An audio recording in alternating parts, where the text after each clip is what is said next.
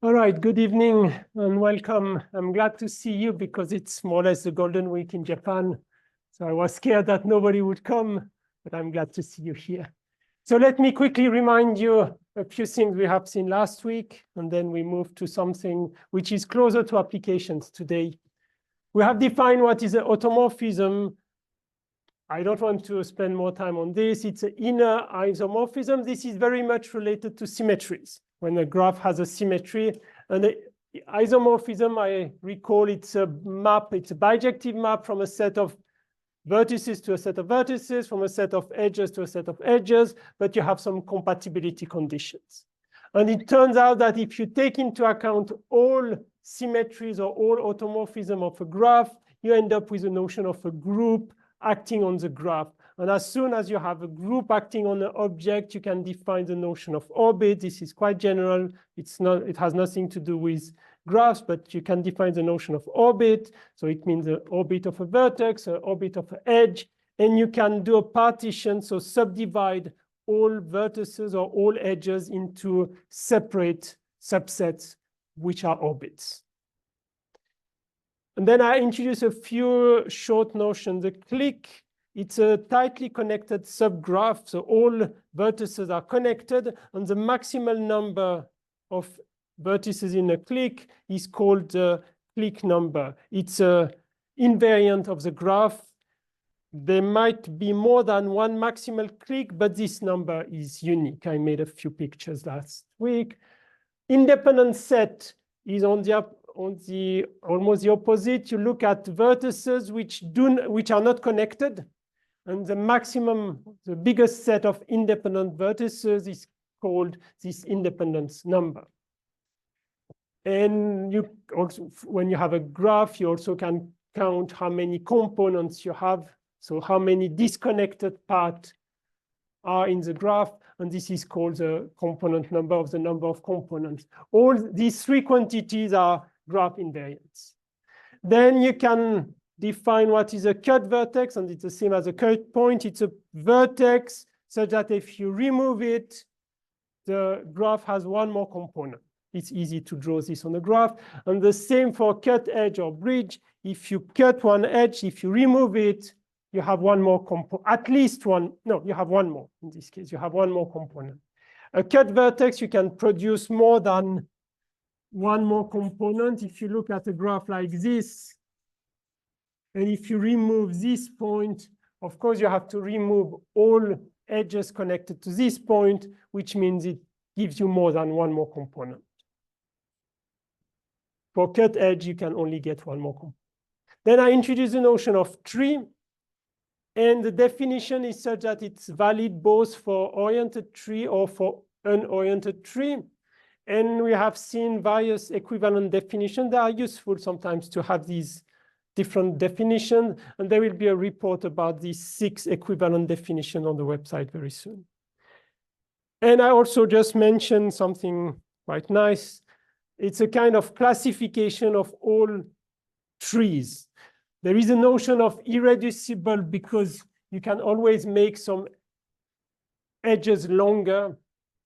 But if you eliminate the vertices of degree 2, you have this notion of irreducible tree, and then you can do a classification. And there is a picture of this in the notes. Rooted trees, it's just a tree, but with one specific point that you call the root. So it's one more information. And I just gave an example of the shortest path tree. And also, there is this notion for oriented graph of arborescence or anti-arborescence. If you choose the root, an arborescence has all the arrows going away from the root, while an anti-arborescence, you have all the arrows going to the root. Whenever you have a tree, you have this notion of height or depth, which is the maximal distance between the root and the leaves. These are the leaves. They have only degree 1. You have, if you fix let's say we fix this one, you have the notion of ancestors or ascendants, which are all the points between the root and this point. And you have the notion of descendants, which is the one below, so further away from the root. And if you take only the one which is above, so only the first ancestor, you have the notion of parent. And if you look at the one just below, you have the notion of child or children. Observe that you only have one parent always, because otherwise it would create a cycle. And by definition, a tree has no cycle. If you imagine for a second that this guy has two parents, then you would end up with a cycle. So it can only have one parent. On the other hand, there is no limitation in the number of children, right? So this is the last thing we have introduced last time. Do you have any question about what we have seen last time or about something? And please don't forget, now we are already on week 4. If you want to get credits for this course, then you have to submit a certain number of reports. This number depends on the length depend on your age, academic age, and on many things, also on your major. But don't forget to produce something. And there are already a few examples on the website. I'm just going to finish this list of definitions related to a tree. So it's in the same definition. I have not introduced the, oh, by the way, I just forgot. Parent, the root, of course, has no parent. And the leaves have no children or no child. Okay. This is just an observation. Still, there is a notion of siblings. So it's still in this list of definition related to a tree. 2 vertices with the same parent. The same parent are called siblings.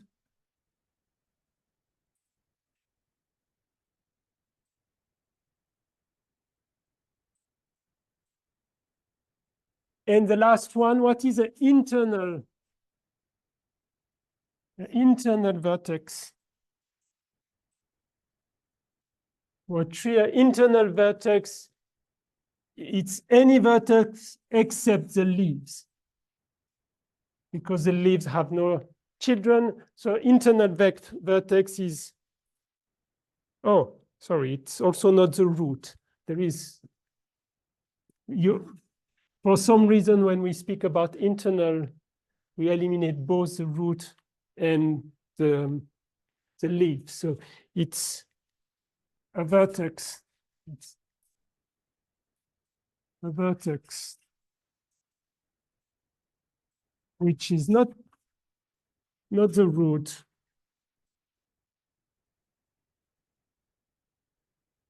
And not a leaf. Okay. Sometime I think I will use this notion once today.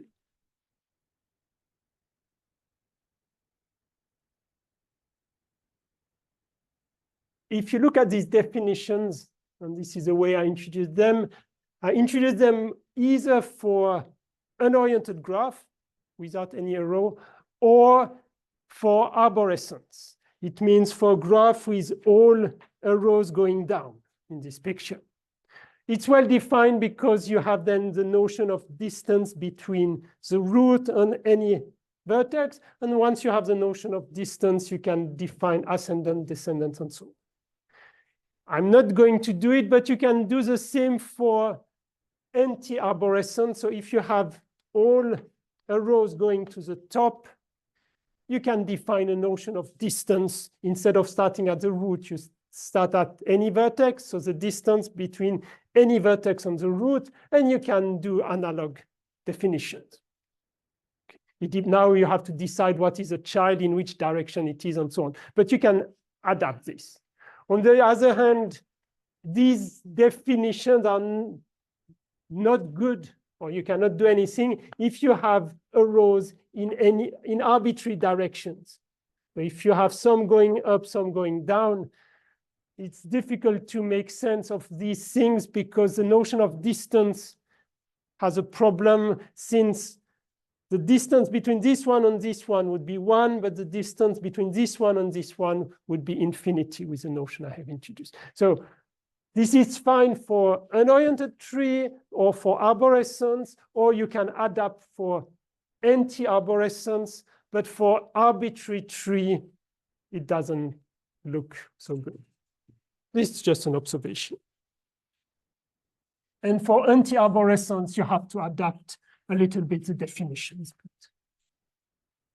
this is not difficult, if necessary. Okay. Now let's look at a few definitions related to, still to the tree. Okay, let P be a natural number, not 0, so it starts at 1. G is a P-airy, you will understand why, P-airy tree. If, so again, G is either unoriented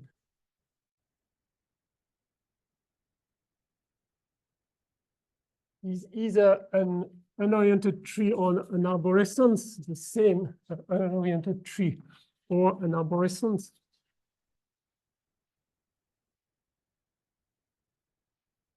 And each vertex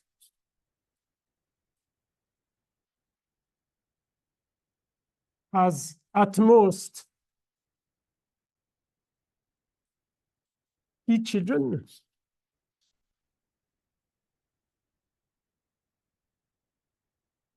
And of course, at least one vertex has really P children. Otherwise, you can make it smaller.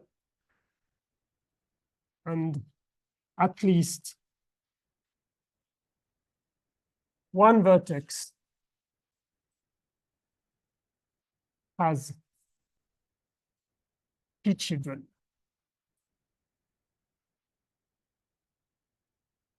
So on the picture on the right, you can see it's a 3-airy tree because we have at most 3 and at least 2 vertices have 3 children. So this is this notion. It's a maximal number of children. Okay. And it is complete, still in this definition. A P-airy tree is complete. It is complete if all internal, if all vertices except the leaves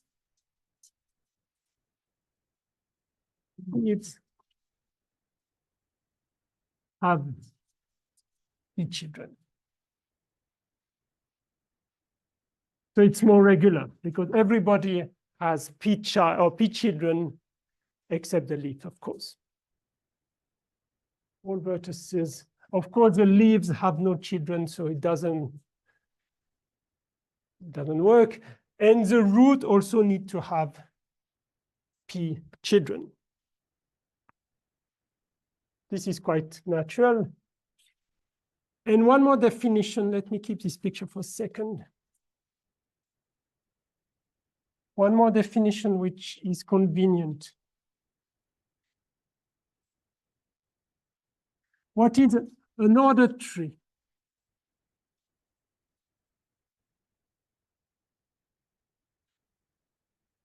It's all, okay. What I'm going to say, when we have 2 children, on this picture, there is always a left one and a right one. So an ordered tree will be a tree where you say this is a left one, this is a right one. Or if you have 3, you say this is a left one, this is a middle one, and this is a right one. So you give an order to the children, first, second, third, and so on. Yes. Look at my definition. I'm looking only at unoriented tree or arborescence. So it means that if you have a rose, it's going down. Again, if you, for some reason, you need to look at anti-arborescence, you can adapt the definitions. So ordered tree is either an unoriented tree or an arborescence,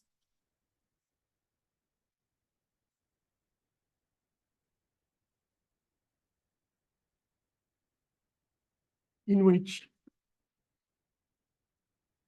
children are assigned with a fixed number, with a fixed order.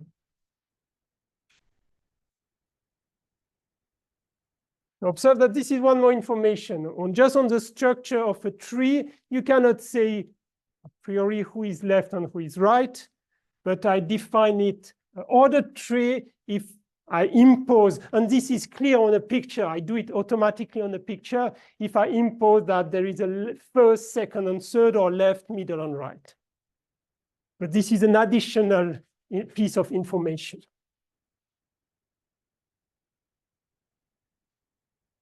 And two examples, and we are going to use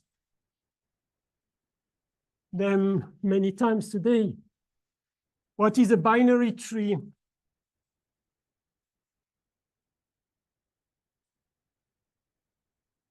The example of a binary tree. This is an ordered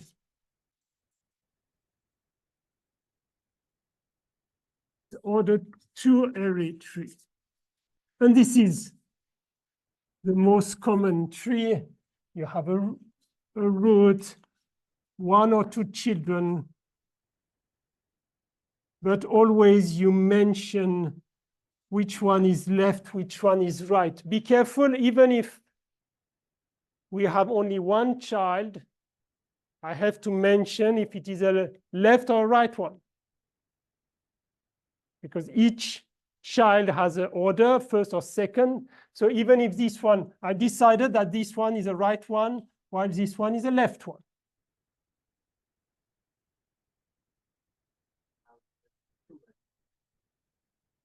Sorry? If there are two-array tree, you must have two children, right?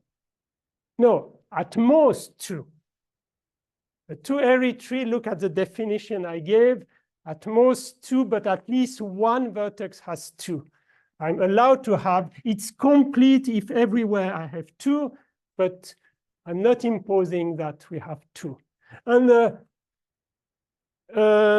ternary tree, it's the same, but with three children.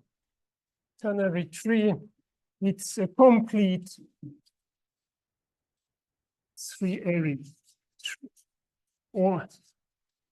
So you do the same, I do it here, you have 1, 2. So in this case, I need to specify always one in the middle, one on the left, one on the right. Again, I'm not obliged to have 3. I can have 3 sometimes, and let's say 1 sometime. This is a ternary, sorry, there is a mistake, there is no R here. Ternary tree. Yeah. No? Oh, sorry, not complete, ordered. Thank you, it's a mistake. Ordered. Sorry. The same word. Yeah.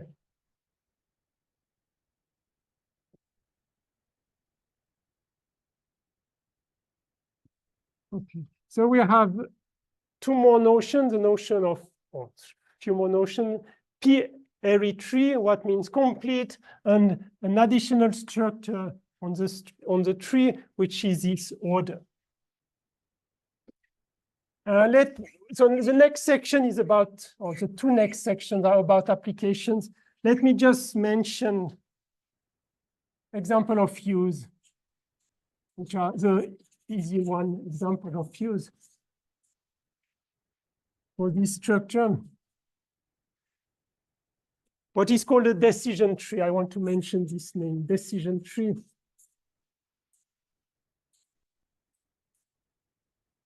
This is a tree which is commonly often used when you have to take a decision. You take a decision, yet let's say 1 or 2 with a certain probability. Let's say you take this one with 90% and this one with 10%. So it means you add a weight. So it's a weighted tree because you add a number on each edge. And then if you take this decision, what happens if you choose A, B, or C? And you can also put a probability. This is called a decision tree. It helps for organizing the information. What happens if you take one pass, and then if you have done this pass, what happens when you go to the next step? Okay, you can make it very complicated, but this is called a decision tree. And another word I want to introduce just is a tree data structure, which in fact appear everywhere. And this is why this word is commonly used. Look at your hard drive and at the list of folders. The structure of any hard drive is like this. You have a main folder. Inside the main folder, you have subfolders. Inside subfolders, you have blah, blah, blah. And sometimes it stops very quickly. And sometimes you have to go through many levels. And finally, you have your files. So this kind of tree structure or data tree structure of tree data structure appear very often. So I just wanted to mention these 2 names. And also last week I mentioned the shortest path tree.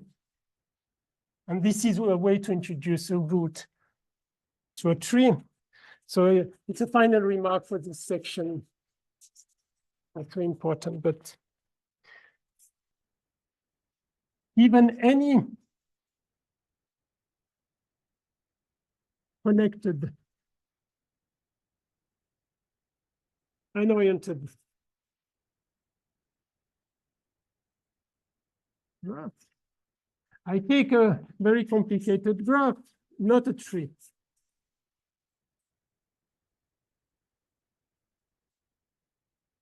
Take any connected unoriented graph and fix a point x. Then it's natural to construct a tree from this. So given any connected unoriented graph and a fixed vertex, why you construct a graph which is a tree from this, you look at the shortest path from x to any other point. So we construct, one can always construct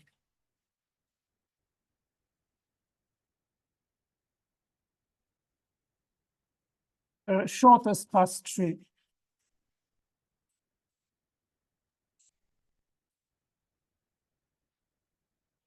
With root x. So what does it mean here? X has four connected edges. So we start the tree. We start with x, the root is x. We have 4 neighbors. So I can give a name. And then the next point has 2, and so on, and you represent the distance. However, you can observe one thing. It's not unique. Because, for example, from x to this point, you can take 2 paths, or either this one, or this one. And if you want to get a tree, you are not going to represent these 2 paths, but still it gives you the notion of distance. When you construct such a tree, it tells you this guy here is for sure at a distance 2, and this is why it's called the shortest path tree with root x. It gives you the information about how far are all the other points, but it doesn't tell you if the way to go to this point is unique or not. You do a choice. Not unique. But this is not what the information you are looking for. You are looking for the distance between x and any other point. Of course, it can be unique in some cases, but in general, it's not. Okay, these are just 3 easy examples of application of this business. Any question or remark? Okay, there is a short section 3.3 and then a long section 3.4. Traversals of binary tree. So now we know what is a binary tree. It's an ordered tree with at most 2 children at every vertices. What is this traversal? I will give a definition. Let me just draw a tree, a binary tree. And yeah, for this notion, probably at one point, it's good if you look in the notes, because I'm not going to reproduce everything.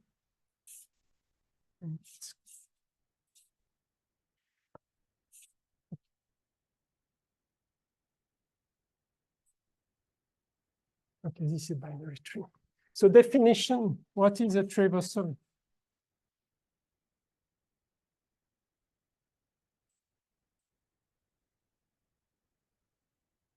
And it has various names. It's also called a graph search, but I don't like it. Graph search is a process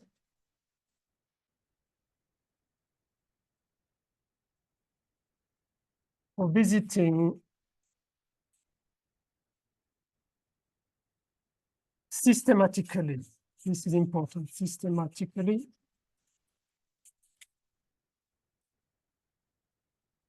Each vertex.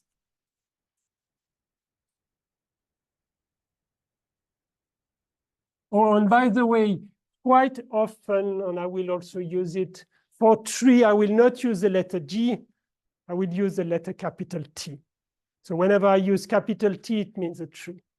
So traversal is a way to visit all vertices systematically.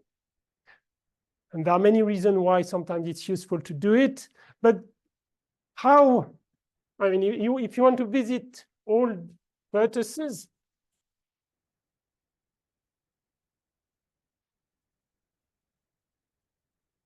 you can either do it randomly, but this is probably not very efficient. And so there is a list of course, you can always imagine more, but there is a list of standard way to do it.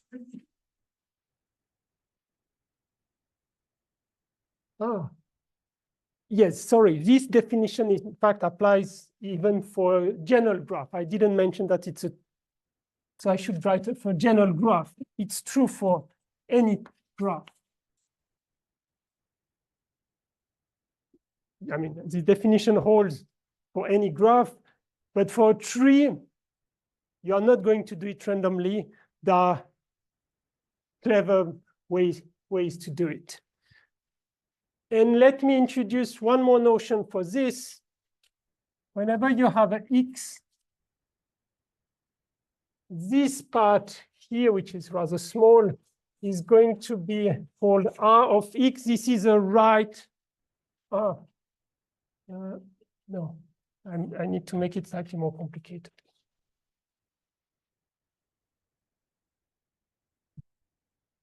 Sorry, otherwise it's too simple.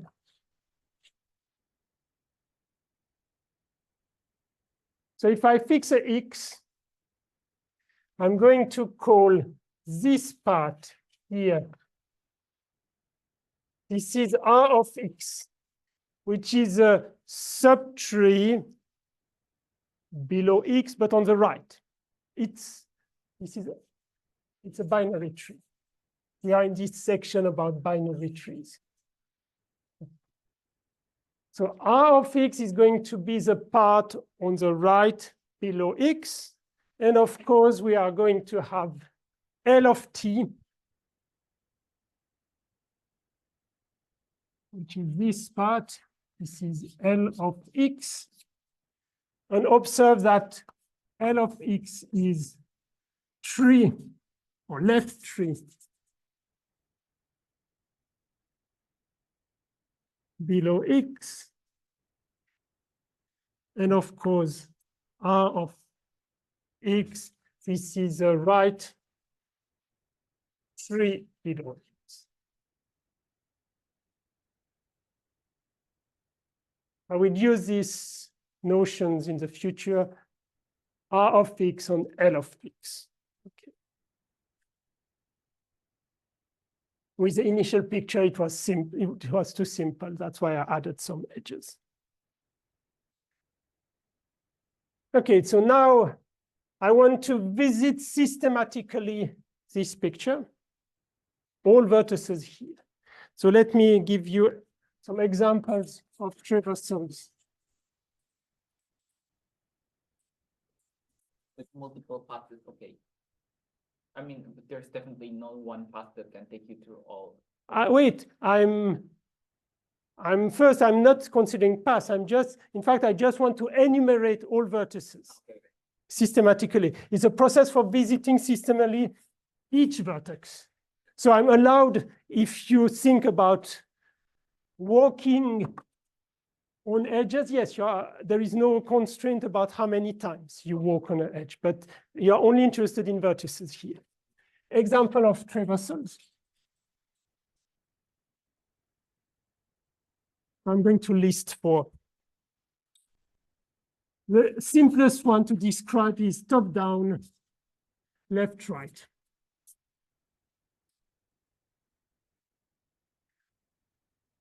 I'm not going to write the exact definition here, it's too long, but I'm going to explain it on this picture, and you can read in the notes. But this is quite clear. Top down, it means you start at the top, you go down. Left, right means 1, 2, 3, 4, 5, 6, 7, 8, 9, 10, 11, 12, blah, blah, blah. No, it's a way to visit all edges. But yeah, you're perfectly right. This is a little bit stupid because I'm not using the structure of the tree. I'm just visiting the points. Yes, I'm using the structure of the tree because I go from one level to another one, but I'm not looking at the connections. So this is the easiest one, but it's not the most interesting one because you do not look at the connections. The next one, which is called pre-order traversal. And I'm going to write 3 letters, N, L, R. And these are important. N means you process the route. We will understand in a second. Process the route. The L is going to consider left 3. And of course, R is going to be consider right 3. Consider.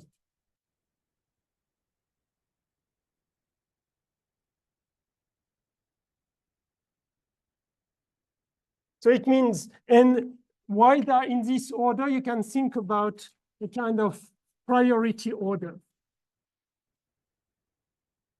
We are going to do this according to this order. So let's check. I start at the root. I process, so I'm going to say, okay, this is the first one I visit. Then I go, I have no other choice, so I have to go left. Then I have one, I process it, so I take it in the list. Then I still go left. I process it, so I take this number, so it means 1, 2, 3. I still go left, I go here. Then when I'm here, I have no way, so I process it. So I call this 1, 2, 3, 4. Oh, maybe I should use the same, yeah, any color. 1, 2, 3, 4. Okay. Now I cannot go further left. I have already proceeded with this one, so I need to go here. So this is going to be the number 5. Now I visited this one, so I need to go back. I cannot go left because it's already done, so I go to the right. I visit this one, so this is 6 and 7. Okay, so this is one way to do it. And then you continue. Now you cannot further go left. You cannot proceed anymore. So you go back to the root. And now you go here. You visit this one, and then finally this one. So this is a NLR order. You can guess I can change this order. The in order traversal, which is LNR. There is a picture in the notes, so if you have no time to check here, you can do it in the notes. So it means first you go left, and once you cannot go to the left anymore, you proceed. So I can go left, left, left, so it means I start here. Then I proceed this one. Now this is going to be the 1 for this graph, for this traversal. Then I cannot go any further, so I go here, and n is before right. So now this is number 2. And this is number 3 because I can go right. So now I visited this, I have to go up. I cannot go left, so I have to go to the next letter, which is n. So this is going to be 4. Be careful when you are here. This is not the next one. The next one is here, 5 and 6. Yes, because when you are here, you can go left. I told you it's a priority list. So you, 4, can't you go left to the top? when you are, no, because you can go right. You have already been left. You have already proceeded. So the next step is right. So when you are at 4, the only thing you can do is go down, go right. But when you are here, you can go left. So you can go to the first priority. So it's 5, 6. And the last one, you can imagine, it's called post-order traversal. And this is LRN. So another column. So I first go left. So it means I get to this one. This is going to be number 1 again. Now I cannot go further left, so I need to go up. But the first step is to go right. So this is number 2. And then 3. And now we have proceeded here, so we go back here. R is coming before N, so I need to go down. And now L is even before the first one. So this is going to be 4, 5, and 6. And then you continue. Yeah. The first time you do it, you do many mistakes, but I practice before the class. What do you mean by process? You take it in your, we want to visit everybody. So it means I want to say who is first, second, third, and so on. I want to give a number or name. Or if it's a search, I want to collect the information. But in which order? So process means either I give a name or I take this information. And on this picture, I just put a name. Skipping one, is that a process? What? Like when you went from 4 to It means it's not the right time to take this information. If I follow this order of priorities, if I miss one, I mean, when I went from here to here with the blue path, the last one, it simply means it's not the right time to take this information. I take it later, according to this order. You have a question? Can you swap the right and left? For sure. If you have any reason to do it, you can do it. And then you introduce your own traversal. You introduce the number 5, which is RLN. There is, of course, you can do it. I'm not saying that these are all the possibilities.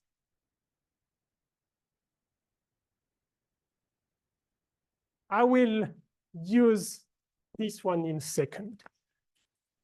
Okay, so this section is rather long, but I think it's good to see some real application of these trees. So applications. And if somebody wants to code some exercise, probably you can start from this kind of application. T for a binary tree. It's a section about application with binary trees. So T is going to be a binary tree. The first one, which is quite short, arithmetic expression tree. It's a way to encode a long arithmetic expression in a tree without dealing with many parentheses. Let me start with a picture, and I will give the definition right after. So it's first time you see it's a little bit surprising, but and now I put an information here plus minus 8. So this is going to be an arithmetic expression tree. So let's have a look what it is. What is the definition? In the note, there is a more complicated one. An arithmetic expression tree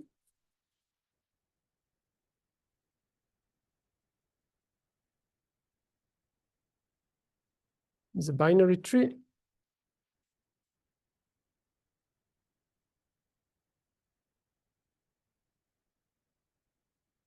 I have a small problem. We will see. The binary tree.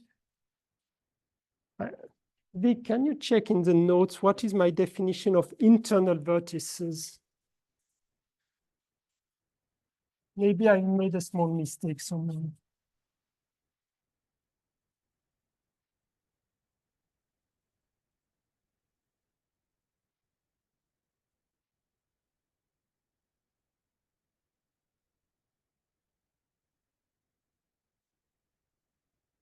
Yeah, this is the one I gave, but there is a small contradiction with this sentence. So I need to check.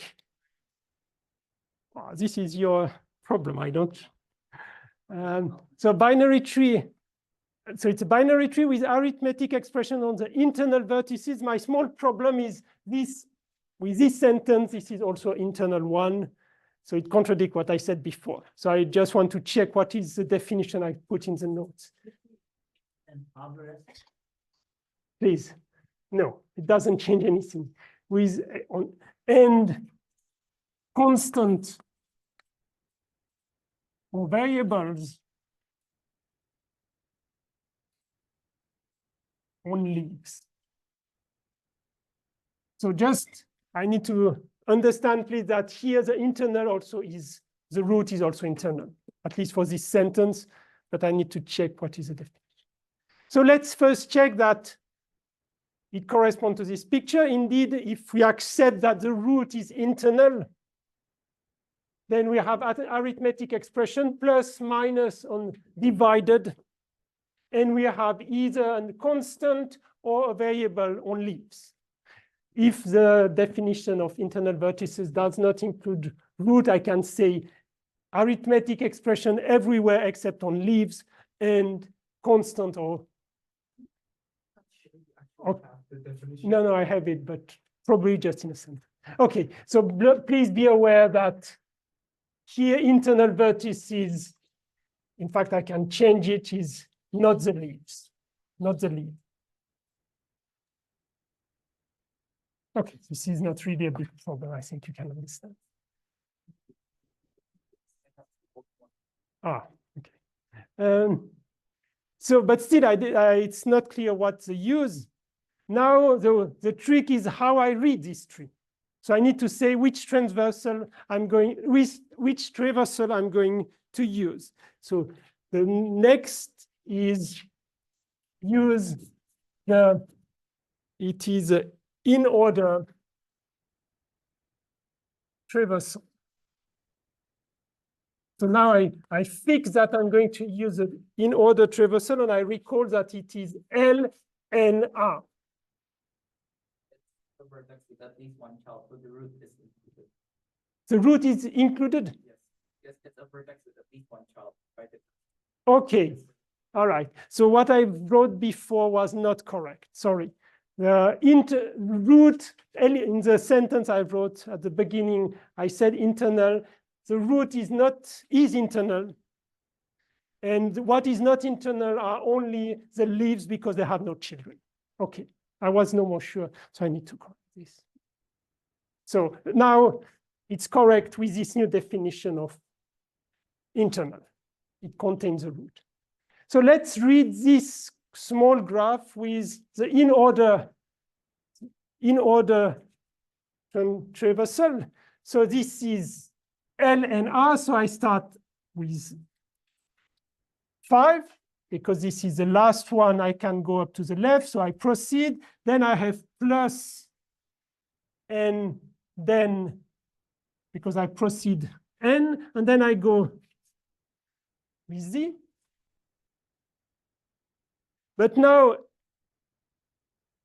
observe that in this picture, I have no parentheses. But now if I want to translate it in something which is more familiar to us, when I go up, I need to add parentheses, but precisely this is the interest. With this notation, I don't need parentheses. I go up, I put this sign, divide. And what is -8? It is the opposite of 8. So here, minus means opposite. So it's 8 minus, but when you read it, you are going to read it with -8. Or, yes, take opposite. And so this tree encode this expression. 5 plus Z, everything divided by -8. And you can see, you can construct a very big tree with these two rules that inside you have arithmetic expressions, leaves you have either variables or constant. And if you read it with this in-order traversal, you are always going to get an arithmetic expression, which is meaningful. So it's a way to encode this kind of expression without the parentheses.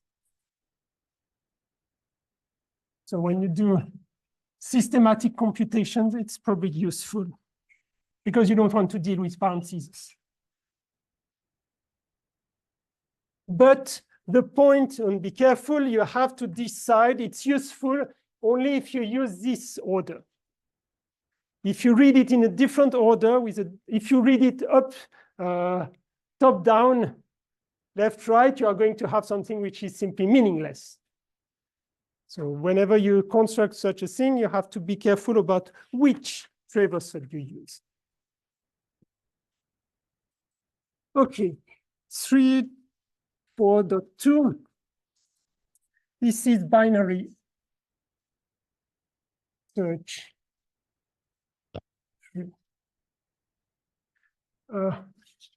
Suppose you have a set of numbers. These are numbers.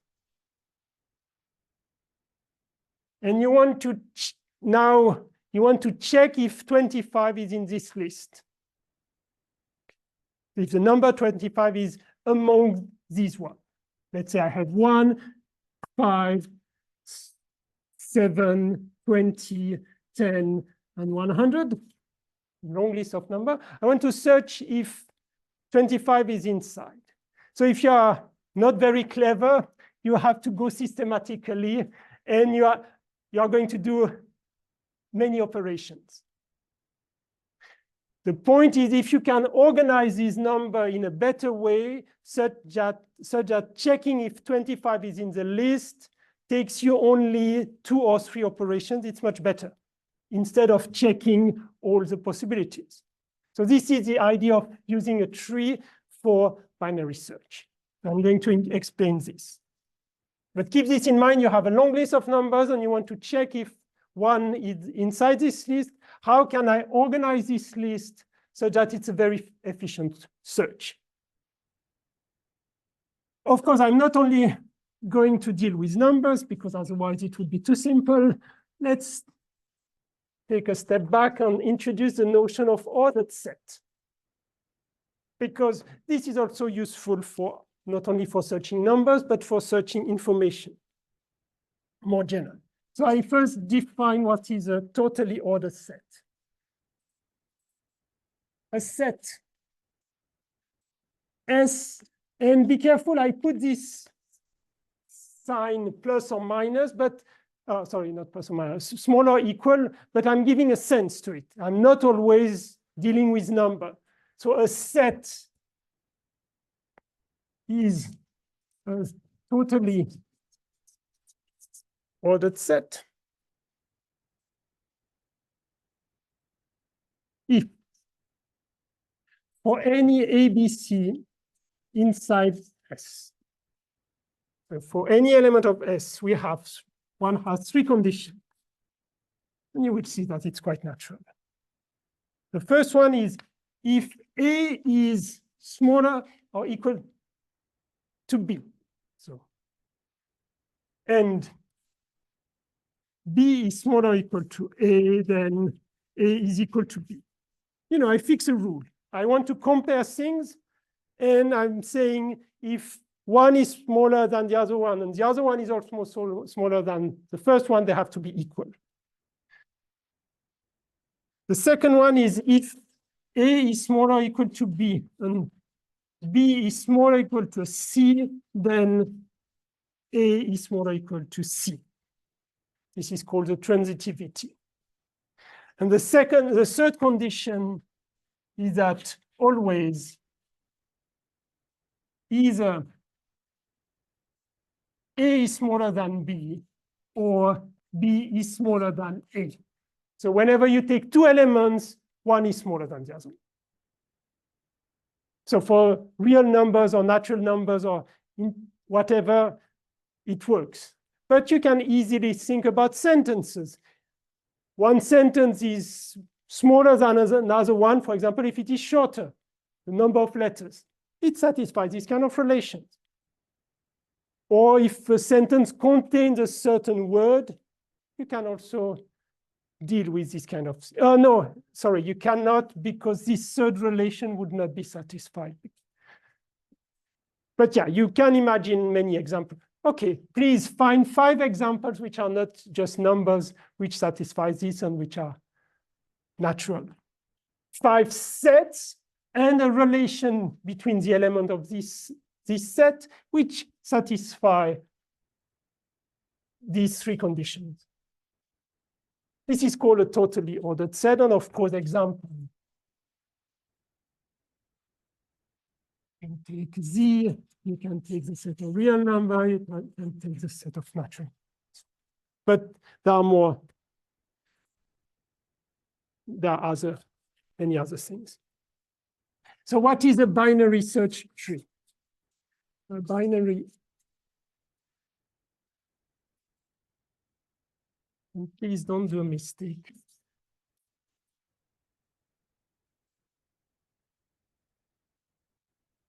This is BST. Is a binary tree.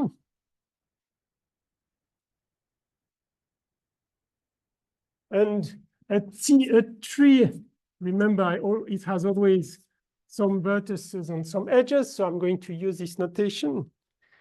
So it's a binary tree and a function. And I use omega from B to S.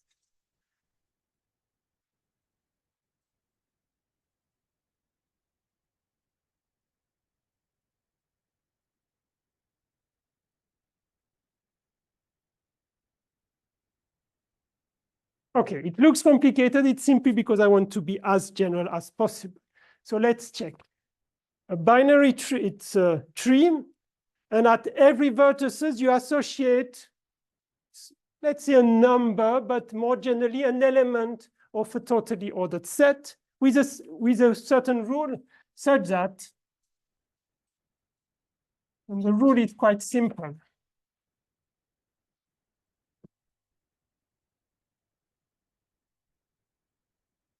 for any x, any vertex x, omega of y is smaller or equal to, I will make a picture whenever y is in L of x and omega of x smaller or equal to omega of y, whenever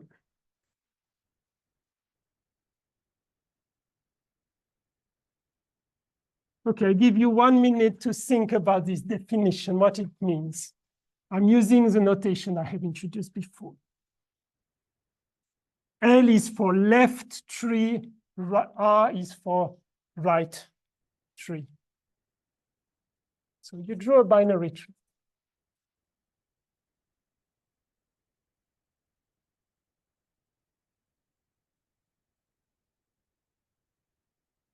And you fix a vertex. I assign a number. So I'm going to take the example of number. Suppose this is number 3. So I assign this is omega of this x is 3. Now, on the left, I want to have numbers which are smaller. So I'm only allowed to put a number which is smaller. And now, at this point, again, on the left, I'm always obliged to have a number which is smaller. So let's say 0. But now here, I need a number which is bigger than 2, but it has to be smaller than 3. So 2.5. And then let's say -1. No, you can't, because -1 would be bigger than, sorry, smaller than 2. And so what? What -1 is in R of 2. Ah, yes, sorry. Yeah. No, it's in R of 2. yeah, so it has to be smaller. It's Fine.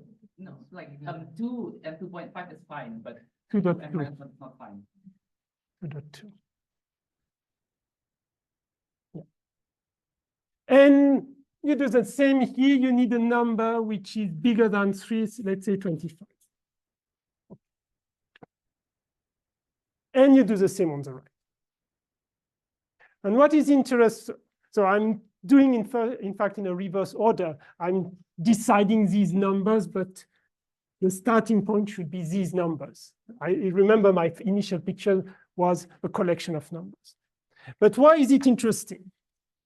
Because now you want to check if 2.1 is in this tree, or 2.1 is in this.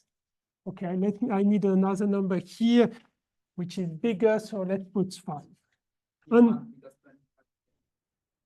No. Okay.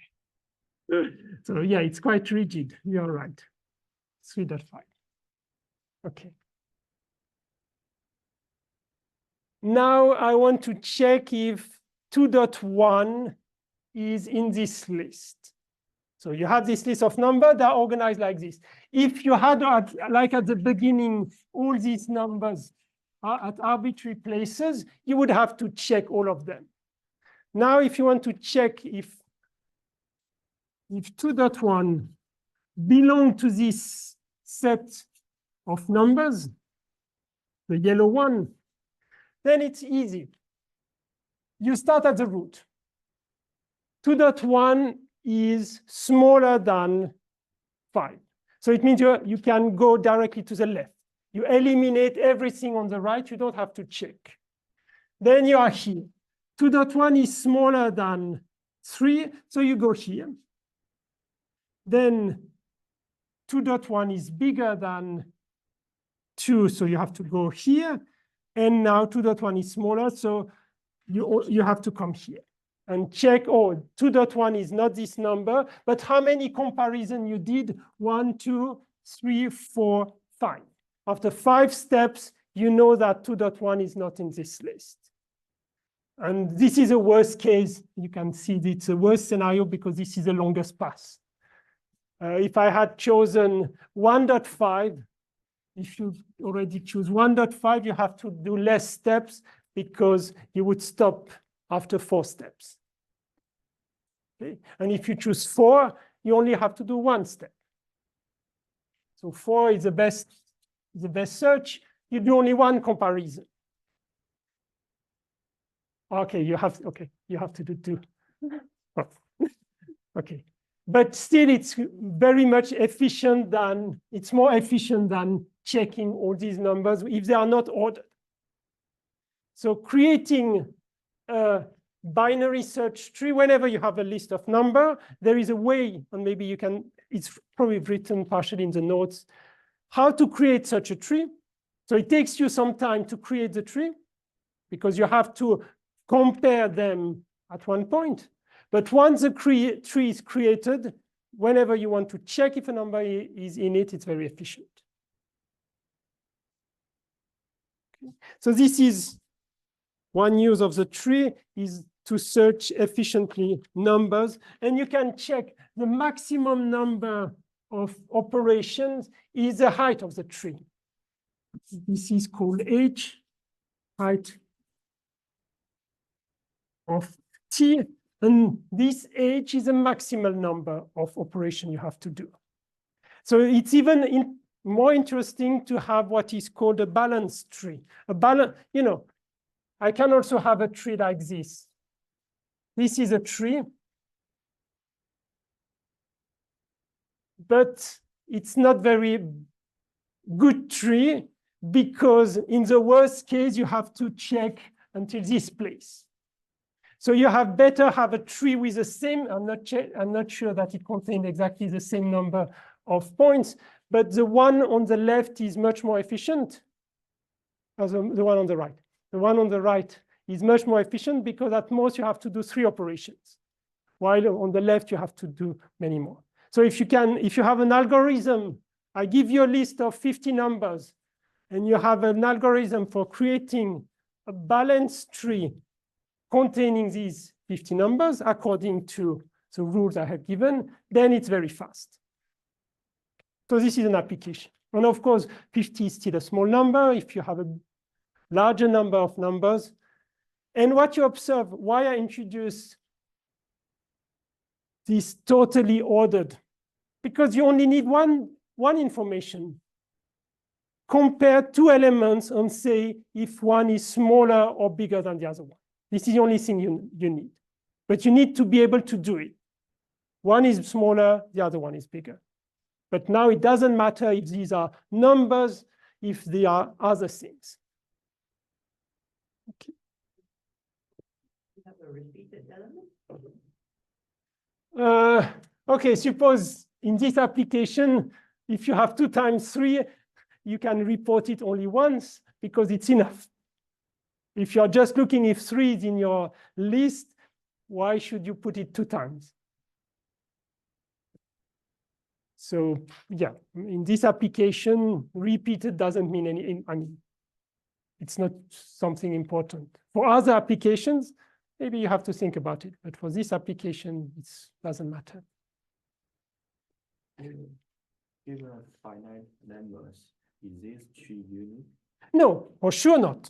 This tree is not unique because you can, you know, since it's a totally ordered thing, I can certainly put them, I can put them on a vertical line by the biggest one to the smallest one. But this is almost arbitrary and it's not efficient because if you have to look at the smallest one, you have to go through everything. So what is efficient is to find a way to create a balanced tree. Is the tree with shortest steps unique? I don't think so, because suppose, no, it's certainly not unique, except if the number of elements is exactly it's a 2 power something. So for certain case, probably the tree is unique, but in general, it's not unique. Something like this, yeah. One more thing which is also interesting, and somebody can work on this. Suppose now you want to eliminate a number from this list. Suppose you want to eliminate 3. Then you want to do it efficiently. In the sense you don't want to start again the creation of the tree. So how you just modify a little bit the tree in order to remove one number, or alternatively, if you want to add a number. Suppose you want to add 25 somewhere in this tree. No, okay. Let's say 2.4. I want to add 2.4 in this tree because we have one more number. I don't want to create this tree from scratch. So there is a way to do it in a clever way. So if somebody wants to, of course, it's written in many books. If you want to check how we add numbers in EST, or if we delete or remove a number, how to make it efficient, how to do this operation efficient. You have a tree, you want to binary search tree, you want to remove one number or add a number and get back such a tree. Slightly modified, but not too much. So these are possible reports. Do you have any question about this? I want to present another application, and it takes also some time. But it's called the Huffman tree, 3.4.3. Huffman.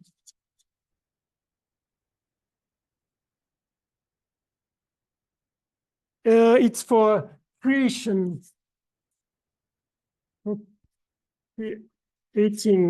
creating an efficient binary code. I will explain what it is. Binary code. How to create an efficient binary code of 0 and 1. So first, I have to define what is a binary code and also a prefix code.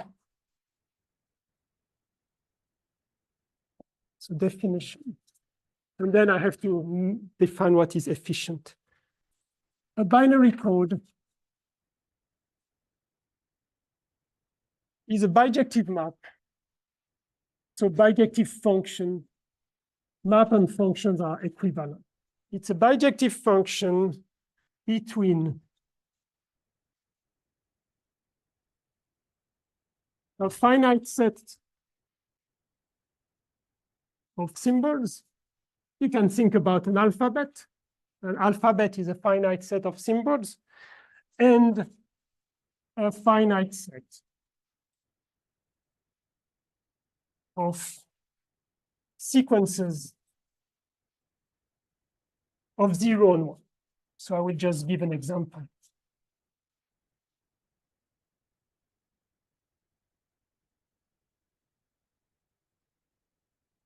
But of course, you know what, you have seen this already many times.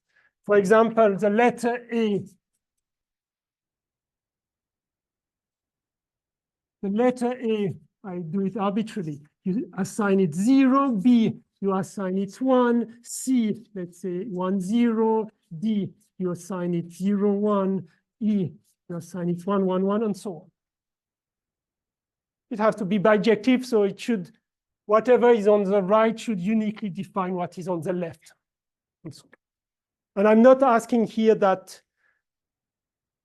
they are all of the same length. So this is a binary code, but there is something slightly more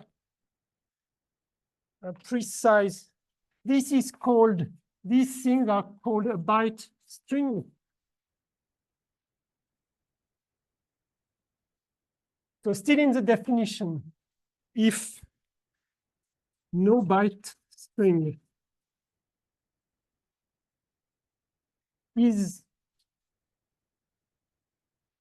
the initial part of another byte string,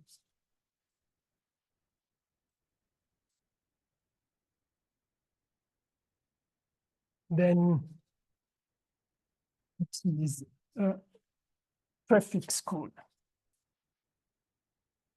This sentence is not easy to understand, but it's easy to see that this example does not satisfy this, because 1 which is for B, is the start of the letter E, or 0 is the start of the letter D.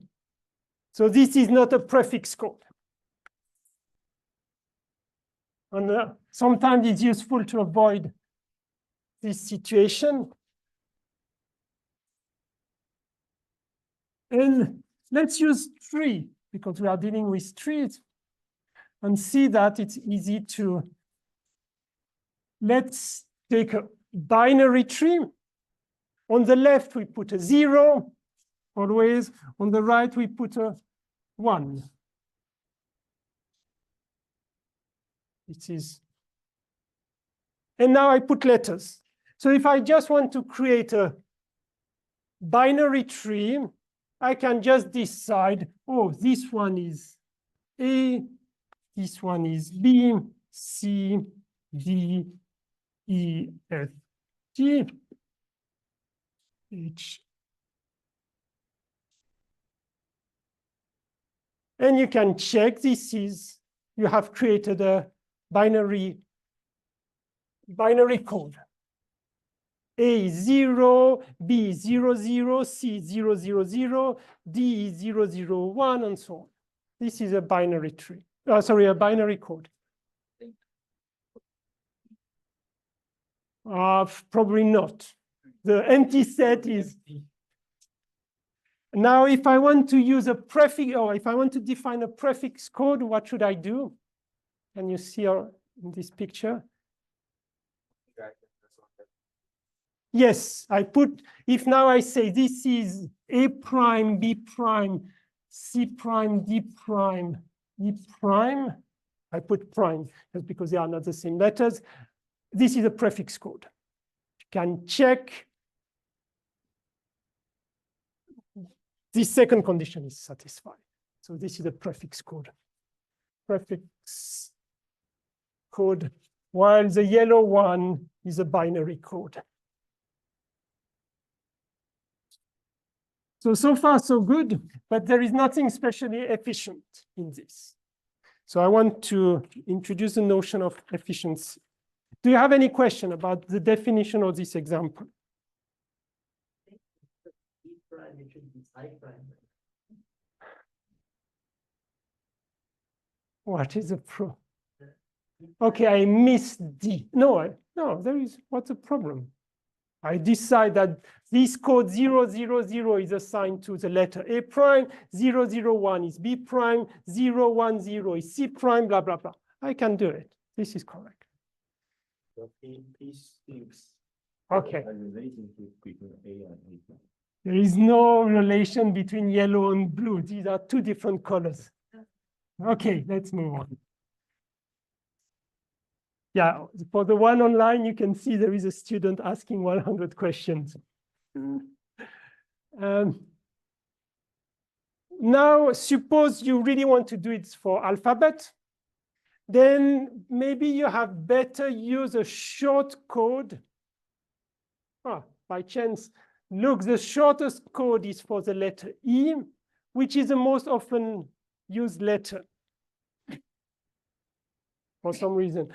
For example, the letter Z, which is not so often used, I shouldn't use a short code because it doesn't appear very often. I can allow to use a long code. So I want to encode this idea of some letters appear more often. So I'm going to give a short code. Some letters appear less often. I'm going to encode with a longer code. So this is this notion of efficiency.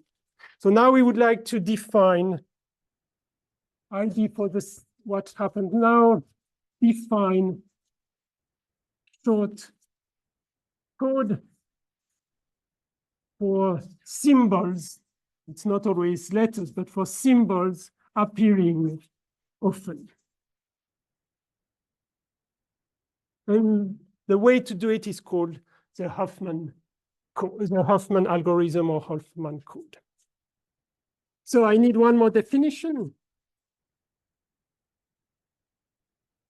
And I'm going to work in the blue setting. So it means I'm going to use only leaves, or I want to define a prefix code.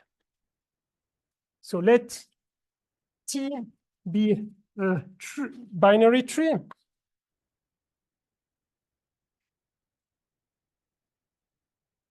With leaves, I give a name to the leaves.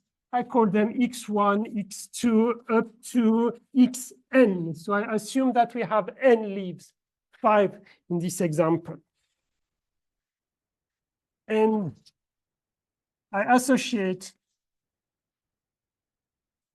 omega j, which is a number between 0 and 1, no, 0 and, or infinity, doesn't really, 0 and infinity, to xj. So I'm giving a weight, but only to leaves. I don't need to, the other points are not important. The other vertices are not important. I associate a weight only at leaves.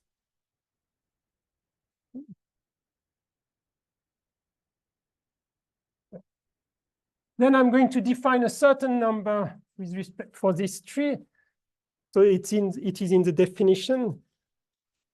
The weighted depth of called omega of t is defined by omega of t. It's a certain formula, sum j from 1 up to n of j.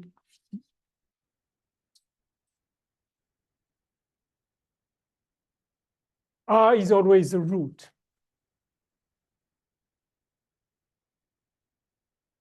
So let's associate a number 0.1, 0.2, 0.3, whatever. So I consider the leaves, I associate a number, and then I compute a number, which is a distance between the root and the point here.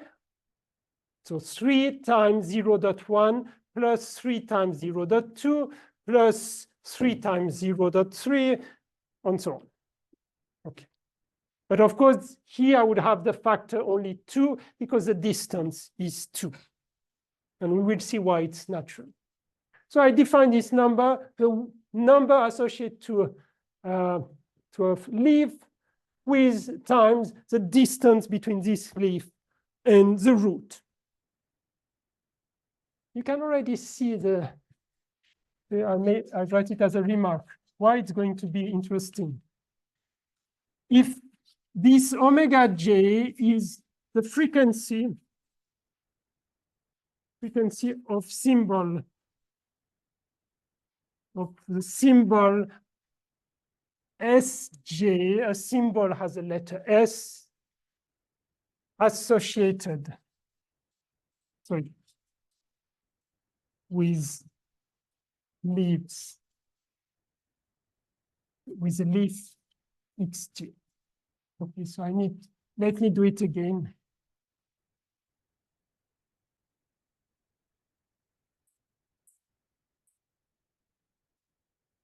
I do it very simple, x1, x2, x2, and let's say x3.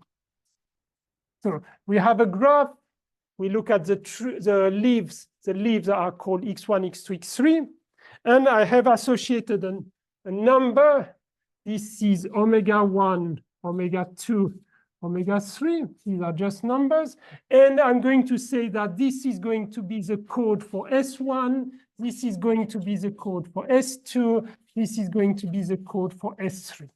Or let's say letters A, B,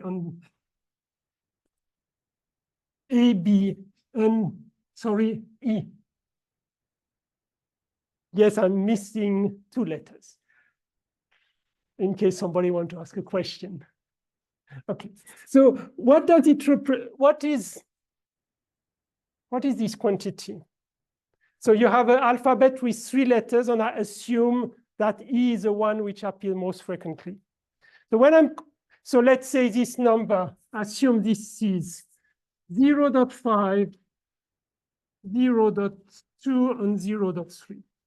These are the frequencies. You can check it, sum up to 1.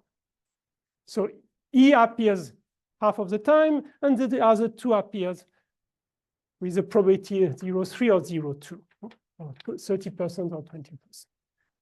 So what is this quantity? If you have a long text written with these letters, using this frequency, this is the average number of elements you need to encode this text. So let me write the sentence. So we are in this framework. If omega j is the frequency of the symbol Sj associated with the leaf Xj, then this omega of t is equal to the average length of a bit string, because on average, you will need this number of information for a letter, for a symbol. Think about it, but it will become clear in the example. So here I already cheated because I said this is the most frequent one, and I took the shortest path. But if you have a long list of symbols, how do you create this tree? And what you want to do, you want to minimize this omega of t. So let me keep this.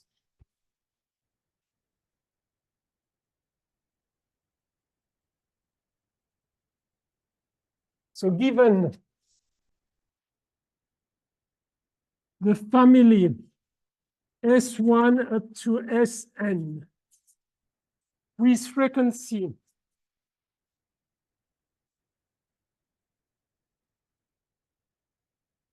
omega 1 up to omega n, if there are frequencies, of course, they have to sum up to 1.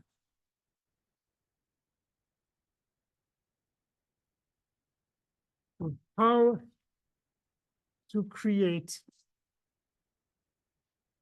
a tree, binary tree,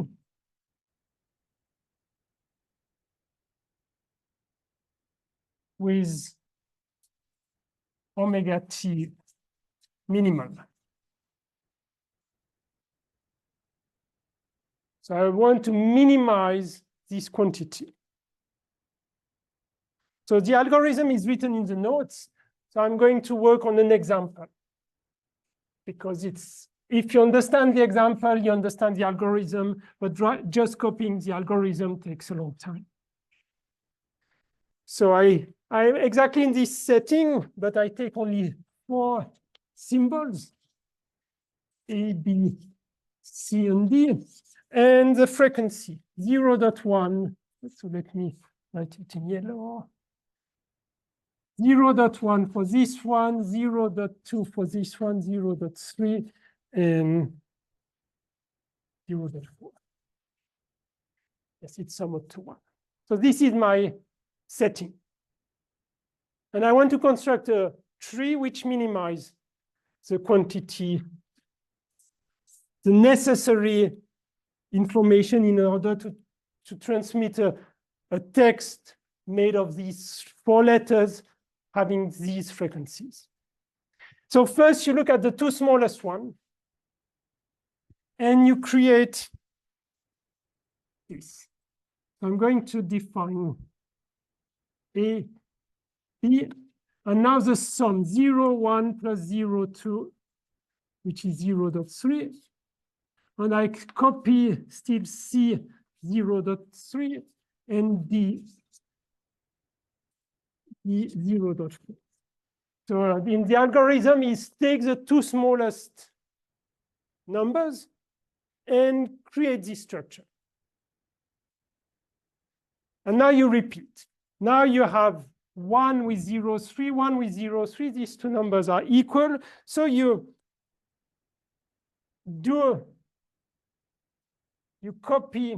create this 0.3 plus 0.3, which is 0.6, and you place this part.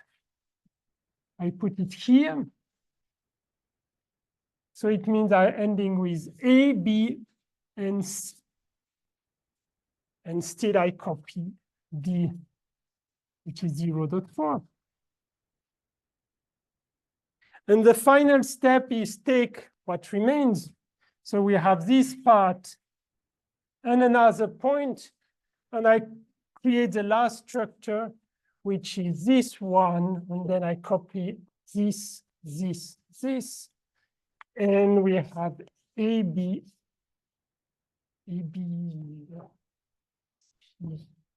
C, and D. It means now I put 0, 1, 0, 0, 1, 1, always 0 on the left, right, on 1 on right. And look, I have created a prefix code. So I have created the prefix code, which is, so A is going to be 0, 0, 0, B is going to be 0, 0, 1, C is going to be 0, 1, and D is going to be just 1. And now you can see the one which appears most frequently has the shortest one. The one which, the two smallest, the one which appear less frequently have 3, and the one in between has a code of 2. And you can check if you compute omega t, and if you create all possible trees, this omega t is the shortest one, is the smallest one. So I have, it's not unique. I'm not claiming that probably for this, no, this one is not even unique. No, I can exchange. So it's not unique. I'm not claiming that the tree is unique, but the omega t is unique. So this tree has smallest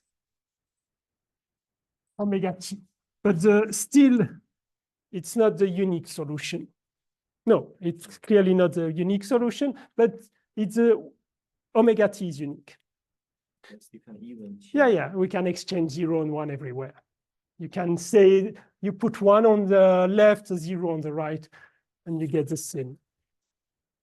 Okay, so you have seen, I wanted to present these two applications. One, which is this binary search tree. What is the ingredient? You need a totally ordered set, whatever it is, and you play with this. And as I said, as a good report, you can think about how to remove one entry or how to add an entry efficiently. Okay, and the second application is how to create a code which is the best one in a certain sense. And we have found a way. The next application, which I will introduce next week, is suppose we don't have a totally ordered. You know, in the first application, I was able to compare all these numbers, but as I mentioned by mistake, if you think about words in a sentence, you cannot always compare sentences. Some sentences contain the same words, some not. Or if you think about interval, let me just finish with this. About interval, if you want to compare intervals, I consider this is an interval, and this is another interval. You can compare them because the second one is inside the first one. So in a sense, yes, 0.1, 0 R. Okay, sorry, 1.5, 1.5. The second one is inside. So I can give a kind of ordering. But now if I consider 1.5, 2,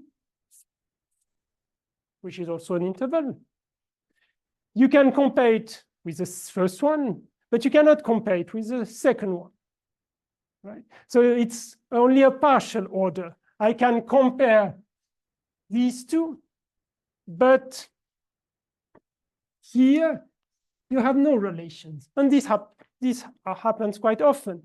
You can compare, no. I will come back to an example, a better example. So sometimes we are interested in having a partial order. Some elements can be compared, some not. So we need to extend this notion of binary search tree for partially ordered set. So this is the next thing I'm going to introduce. Okay, that's all for today.